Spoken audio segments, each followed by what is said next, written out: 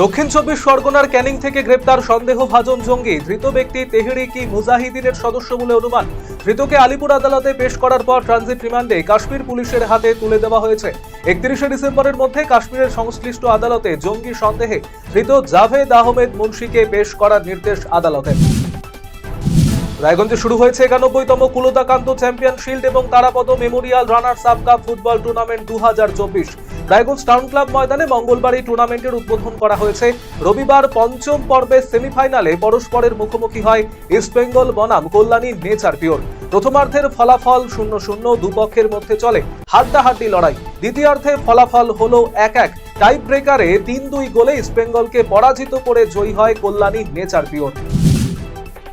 কালিয়াগঞ্জ 2 নম্বর চক্রের নিখিলবঙ্গ প্রাথমিক শিক্ষক সমিতির উদ্যোগে মেধা অন্বেষণ অভিক্ষার পুরস্কার বিতরণী অনুষ্ঠান অনুষ্ঠিত হল রবিবার।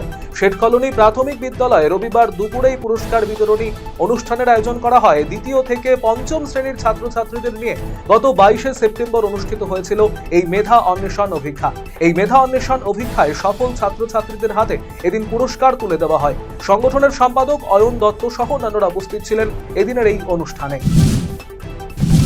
Confederation of North Bengal and Sikkim জার্নালিস্টের তৃতীয় সম্মেলন অনুষ্ঠিত হল রবিবার। শিলিগুড়ির কাওয়াখালীতে অবস্থিত শিলিগুড়ি জার্নালিস্ট ক্লাবের ভবনে এই কর্মসূচি অনুষ্ঠিত হয়। সম্মেলনে প্রধান অতিথি হিসেবে উপস্থিত ছিলেন শিলিগুড়ি পৌর নিগমের মেয়র গৌতম দেব। এছাড়া উত্তরবঙ্গের 8টি জেলার সংগঠনের প্রতিনিধিরা সেখানে উপস্থিত ছিলেন।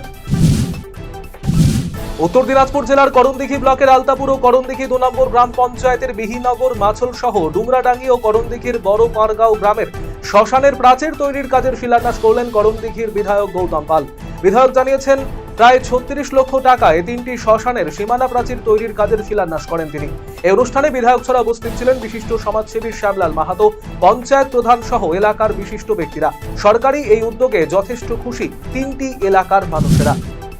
গাজল ব্লক আদিবাসী সেঙ্গেল অভিযানের বিদ্রোহী মোড়ে সাংগঠনিক কার্যালয়ে অনুষ্ঠিত হল মাতৃভূমি মাতৃভাষা বিজয় দিবস।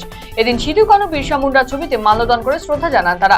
এই উপলক্ষে একটি পদযাত্রা এলাকার পথ পরিক্রমা করে। উপস্থিত ছিলেন রবীন মুর্মু, বিনয় বেসরা সহ অন্যান্যরা। রায়গঞ্জ শহরে এনএস রোডে অবস্থিত রিলায়েন্স ডিজিটাল শোরুমে শুরু হয়েছে বড়দিন উপলক্ষে ধামাকা অফার। মোবাইল এবং টিভির ওপর থাকছে 50% পর্যন্ত ছাড়। ইয়ার এন্ডিং সেল উপলক্ষে এছাড়াও থাকছে নানান ইলেকট্রনিক্স অ্যাক্সেসরিজের ওপর 70% পর্যন্ত ছাড়। আইফোন সহ অন্যান্য ইলেকট্রনিক সামগ্রীতেও থাকছে আকর্ষণীয় ছাড়। এছাড়া জিরো ডাউন পেমেন্টের সুবিধা সহ ইনস্টলমেন্টের নানাবিধ স্কিম রাখা হয়েছে ক্রেতাদের সুবিধার্থে। রায়গঞ্জ পুলিশ জেলার অধীনে হেমতাবাদ থানার পুলিশের উদ্যোগে ক্রিকেট টুর্নামেন্টের আয়োজন করা হল রবিবার। এদিন থানা ময়দানে হেমতাবাদ ব্লকের 5টি গ্রাম পঞ্চায়েতের সিভিক ভলেন্টিয়ারে কর্মরতদের নিয়ে 5টি টিম এবং হেমতাবাদ থানার অফিসার এবং পুলিশ কর্মীদের নিয়ে একটি টিমে অংশগ্রহণ করে এই টুর্নামেন্টে। মূলত সিভিক ভলেন্টিয়ারদের মনোবল চাঙ্গা করতে এবং খেলাধুলার প্রতি আগ্রহ জাগাতে এই উদ্যোগ নেওয়া হয়েছে বলে জানিয়েছেন হেমতাবাদ থানার আইসি সুজিত লামা। গাজল বাঘাড়ায় আদর্শবাণী বিদ্যালয়ের বার্ষিক ক্রীড়া প্রতিযোগিতা অনুষ্ঠিত হল রবিবার।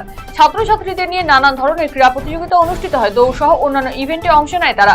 শীতকালীন এই বার্ষিক ক্রীড়া প্রতিযোগিতা এবারে 31তম বর্ষে পদার্পণ করল। কংক্রিটের রাস্তার কাজের সূচনা করলেন ইটাহারের বিধায়ক মোশাররফ হোসেন। রবিবার বিকেল নাগাদ ইটাহার থানার কাপাসিয়া অঞ্চলের কামারডাঙ্গা মোড় থেকে লক্ষ্মীপুর প্রাথমিক বিদ্যালয় পর্যন্ত রাজ্য গ্রামোন্নয়ন দপ্তরের প্রায় 1,10 লক্ষ টাকা ব্যয় প্রায় 1.5 কিলোমিটার কংক্রিটের রাস্তার আনুষ্ঠানিকভাবে কাজের সূচনা করেন বিধায়ক। অনুষ্ঠান মঞ্চে উপস্থিত ছিলেন বিধায়ক সহ পঞ্চায়েত সমিতির সহসভাপতি মুজিবুর রহমান সহ অন্যান্যরা।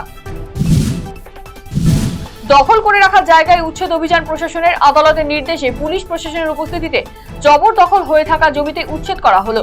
রবিবার মালদার মানিকচক ব্লকের অন্তর্গত কামালপুর এলাকায় উচ্ছেদ অভিযানের নামে প্রশাসন প্রায় 22 বছর ধরে জমি দখল করে রেখেছিল এক পরিবার। তবে শেষ পর্যন্ত আদালতের নির্দেশে তাদের উচ্ছেদ করা হয়। আদালতের এই নির্দেশে খুশি জমির প্রকৃত মালিক পক্ষ। গুটি গুটি পায়ে চলতে চলতে 20তম বর্ষে পদার্পণ করল রায়গঞ্জের ঐতিহ্যবাহী শিশুদের শিক্ষা প্রতিষ্ঠান কিডসি। শুরু থেকেই সাফল্যের সাথে এগিয়ে চলেছে এই প্রতিষ্ঠানটি। রবিবার স্কুলের বাৎসরিক সাংস্কৃতিক অনুষ্ঠান অনুষ্ঠিত হলো।